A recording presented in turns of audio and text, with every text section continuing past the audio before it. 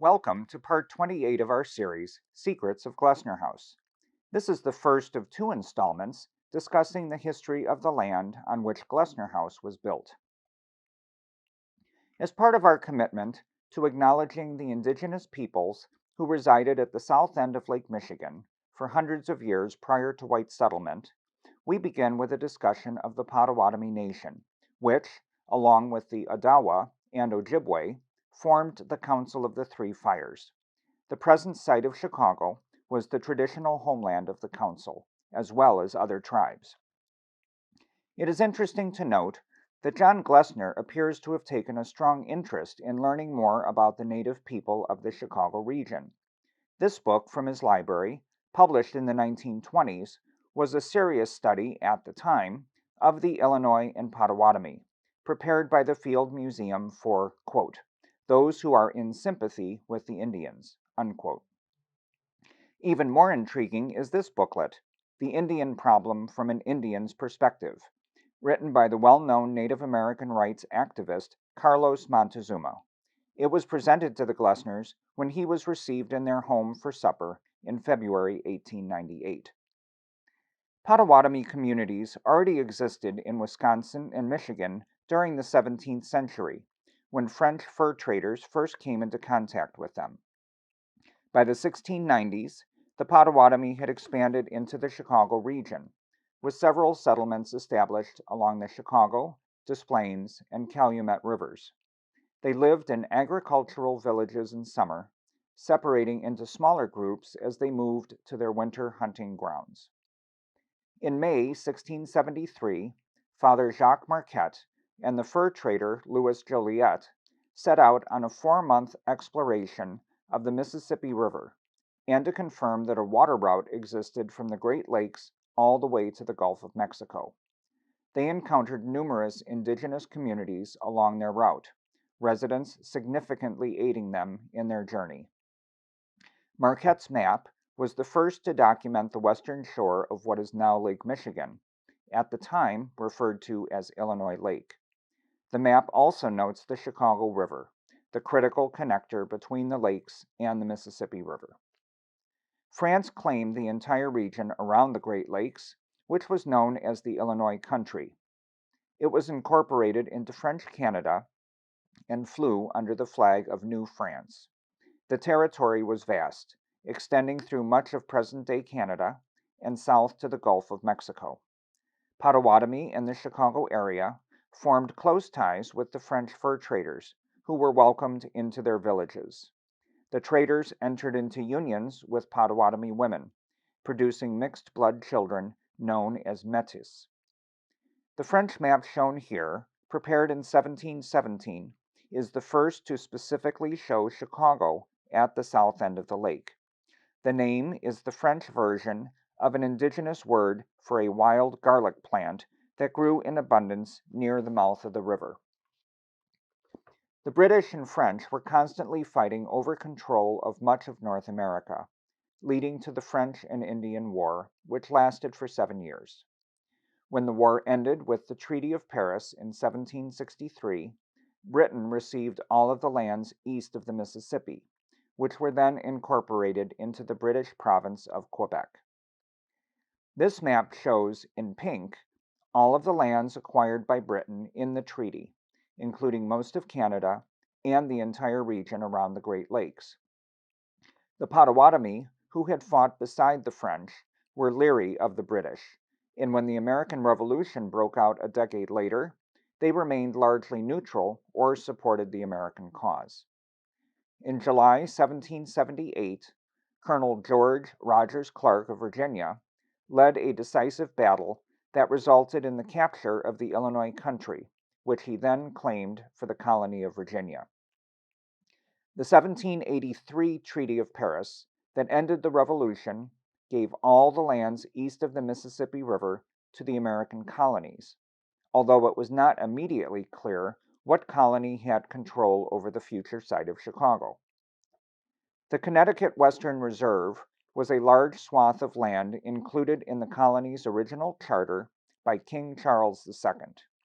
The wide strip of land extended west from Pennsylvania to the Mississippi River at the same latitude as Connecticut, thus including the region around Chicago. As noted earlier, Virginia also claimed the same land. Within a few years of the end of the Revolution, however, the colonies gave up their claim to the Great Lakes region. It was at this time that Chicago's first permanent non-native resident arrived, Jean-Baptiste Point du Sable. The son of a French mariner and a slave of African descent, he was probably born in Haiti around 1745. Arriving in the Illinois region in the 1770s, he married a Potawatomi woman and went on to establish a prosperous trading post and farm at the mouth of the Chicago River.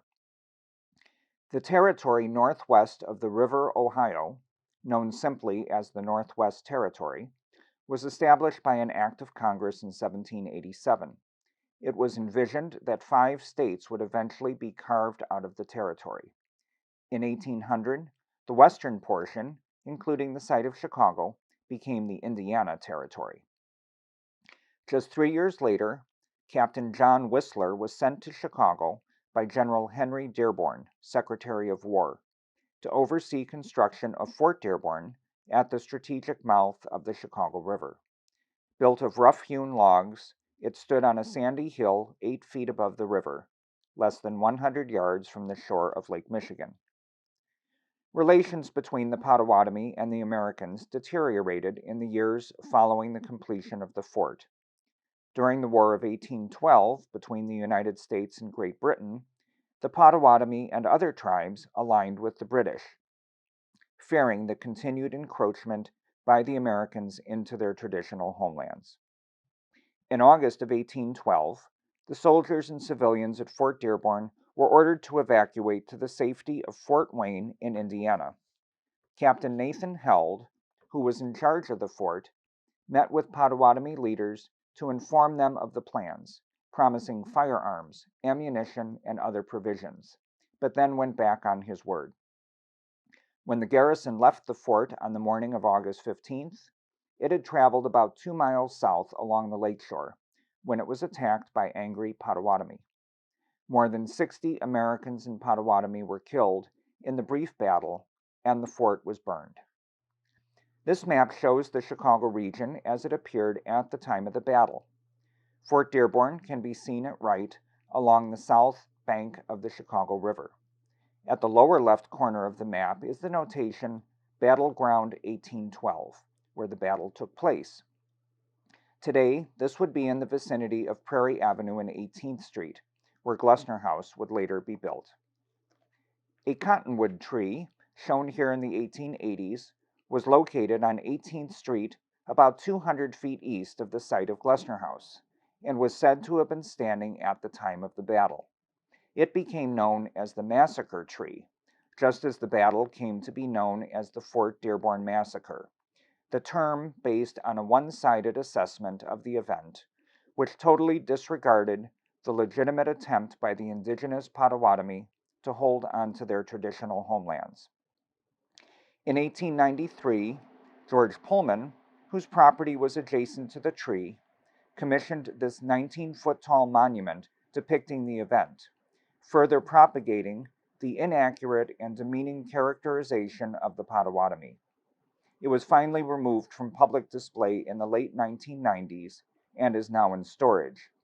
It is among more than 40 monuments across the city whose future is being considered by the Chicago Monuments Project. It was not until 2009 that a portion of the battle site was designated as the Battle of Fort Dearborn Park and was marked with this plaque, which provides an accurate and balanced assessment of the event. The text of the plaque included the input of the American Indian Center in Chicago and the Mitchell Museum of the American Indian in Evanston. The naming, dedication, and commemoration ceremony, held on the 197th anniversary of the battle, included a blessing of the site by Roger Williams, a Potawatomi elder and tribal representative, and a Native American drumming ceremony presented by the American Indian Center. Fort Dearborn was rebuilt in 1816, and 2 years later, Illinois was admitted to the Union as the 21st state.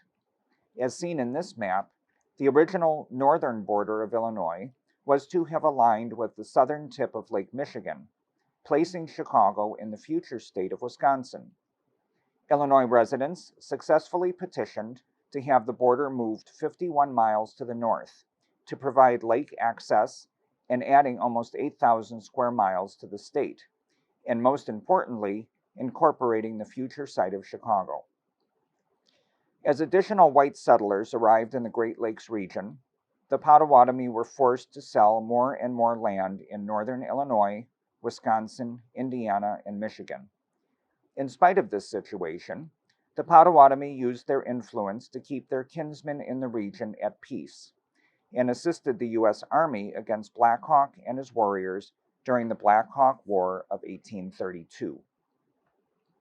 Following that war, and despite their valuable assistance, the Potawatomi were pressured into relinquishing their remaining lands in Illinois and moving west of the Mississippi River.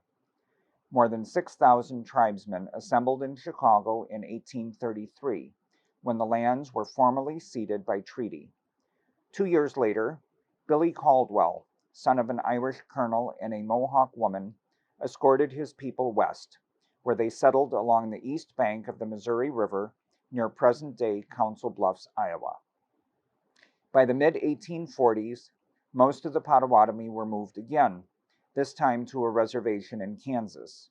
During these years, the tribe fractured, with members scattered in Kansas, Texas, and Canada, with others returning to the Great Lakes area. Today, there are several federally recognized bands of Potawatomi in the U.S. and Canada.